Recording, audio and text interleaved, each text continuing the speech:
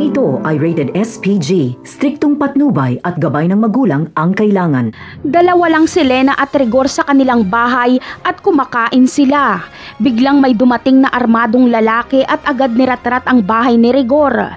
Lumabas si Rigor at gumanti ng putok, kaya tumakbo ang lalaking ito. Ayon kay Rigor ay wala daw umanong ibang gagawa nun kundi si Tanggol dahil gusto daw patayin ni Tanggol si Lena.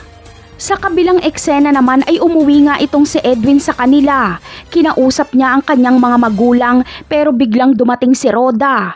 Dito ay mukhang mapapatay ni Edwin si Roda dahil agad niya itong tinutukan ng baril. Madaldal kasi si Roda kaya kailangan niya itong patahimikin.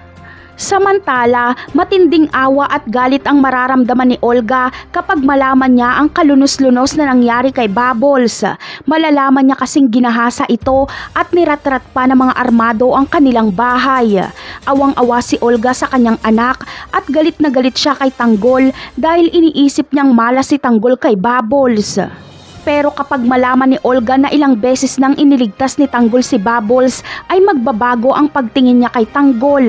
Aaminin niya kay Tanggol ang totoo na siya ang tunay na ina ni Bubbles. Makikiusap siya kay Tanggol na protektahan nito si Bubbles. Wala kasing magagawa si Olga para sa seguridad ng kanyang anak. Iaasa niya lang ito kay Tanggol. Napakarami pa nating dapat abangan sa mga susunod na episode.